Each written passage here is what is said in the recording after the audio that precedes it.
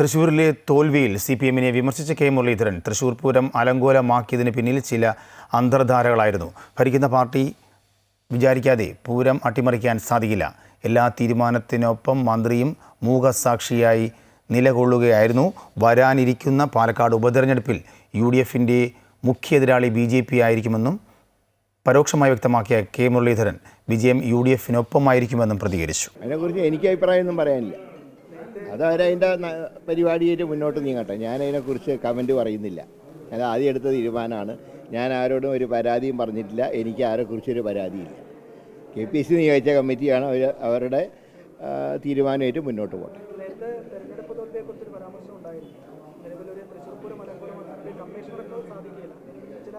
തീർച്ചയായിട്ടും അന്തർധാരയാണെന്ന് സംശയമില്ലല്ലോ. അതായത് ഒരു കമ്മീഷണർ വിചാരിച്ചാൽ ഒരു പൂരം കലക്കാൻ കഴിയില്ല. അത് കലക്കാൻ സർക്കാർ കൂട്ടുനിന്നു. ഒരു മന്ത്രി അതിന് മൂകസാക്ഷിയായിട്ട് രാജന് നിൽക്കേണ്ടി വന്നു. അന്ന് തന്നെ തിരക്കഥ പൂർത്തീകരിച്ചു. അതിന് പുറമെയാണ് 56,000 വോട്ടർമാരെ ചേർത്തപ്പോൾ അതിന് CPM-ൻ്റെ ഉദ്യോഗസ്ഥന്മാർ കൂട്ടുനിന്നു. അപ്പോൾ തുടക്കം മുതൽ ഒടുക്കം വരെ അന്തർധാരയായി. അതിൻ്റെ ഫലമായിട്ടാണ് കേരളത്തിൽ BJP-ക്ക് ഒരു MP ഉണ്ടായി. കേന്ദ്ര കമ്മിറ്റിയുടെ CPM-ന് ഒരു കോൺഗ്രസിനെതിരെ ഒരു വിമർശനം ഉണ്ടായിരിക്കുന്നത്. അതായത് കേരളത്തിൽ ദേശീയ തലത്തിൽ കോൺഗ്രസിനൊപ്പം മത്സരിച്ചുകൊണ്ടാണ് കേരളത്തിൽ ഒരു പരാജയം സംഭവിച്ചെന്നാണ് CPM കേന്ദ്ര കമ്മിറ്റിയുടെ നിലപാട് അറിയിച്ചത്. അത് കേരളത്തിലെ CPM-ന് നിലപാടില്ലാത്തതുകൊണ്ടാണ്. അല്ലാതെ കോൺഗ്രസിന് കുറ്റം പറഞ്ഞിട്ട് കാര്യമില്ല. അന്ധമായ കോൺഗ്രസ് വിരോധം വെച്ച് നരേന്ദ്രമോദിയേക്കാൾ കൂടുതൽ രാഹുൽ ഗാന്ധിയെ വിമർശിക്കുകയും അദ്ദേഹത്തിന് വ്യക്തിഹത്യ നടത്താനും മുഖ്യമന്ത്രി തയ്യാറായതിന് കേരളത്തിലെ ജനങ്ങൾ നൽകിയ ശിക്ഷയാണ് ഈ തെരഞ്ഞെടുപ്പ് പരാജയം.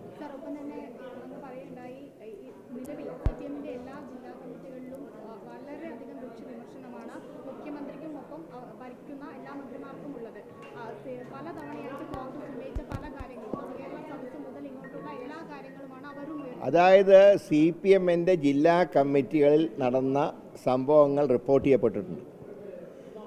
അത് തന്നെയാണ് ഈ സർക്കാരിനെതിരായിട്ടുള്ള ഏറ്റവും വലിയ ചാർജ് ഷീറ്റ്.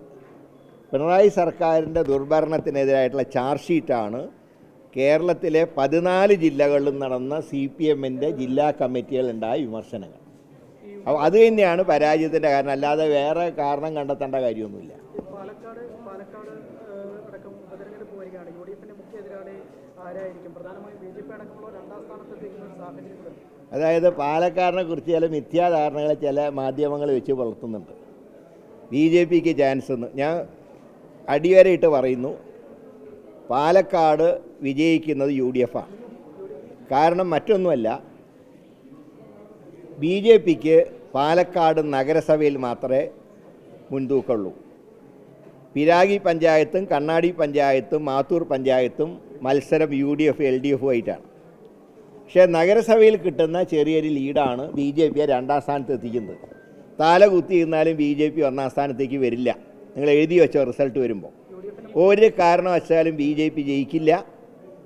ഇടതുപക്ഷം ഒന്നും കൂടെ മനസ്സ് വെച്ചാൽ അവർക്ക് വേണമെങ്കിൽ രണ്ടാം സ്ഥാനത്ത് എത്താം. ഒരു കാരണവശാലും UDF പാലക്കാട് തോക്കില്ല, ഏത് സ്ഥാനാർത്ഥി വന്നാൽ.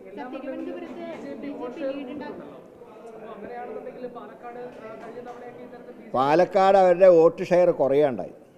ശ്രീധരന് കിട്ടിയ വോട്ട് കൃഷ്ണകുമാറിന് കിട്ടിയിട്ടില്ല. പാർലമെൻറ്റിൽ അസംബ്ലിയിൽ 3800 വോട്ടിനാണ് ഷാഫി പറമ്പിൽ വിജയിച്ചതെങ്കിൽ 9700 വോട്ടാണ് ശ്രീകണ്ഠൻ്റെ ലീഡ് പാലക്കാട് അസംബ്ലിയിൽ മാത്രം.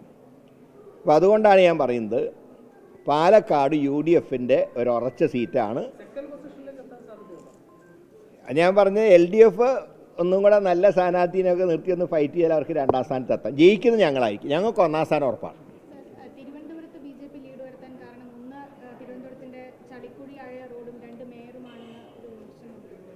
അത് ഞാൻ പറഞ്ഞത് ഇത് പറയുന്ന ആരാ അറിയോ? ഈ ചളിക്കുണ്ടിൽ താമര വിരിയാൻ സാധ്യതയുണ്ടെന്ന് പറയുന്നത് CPM-ൻ്റെ ജില്ലാ കമ്മിറ്റിയാണ്.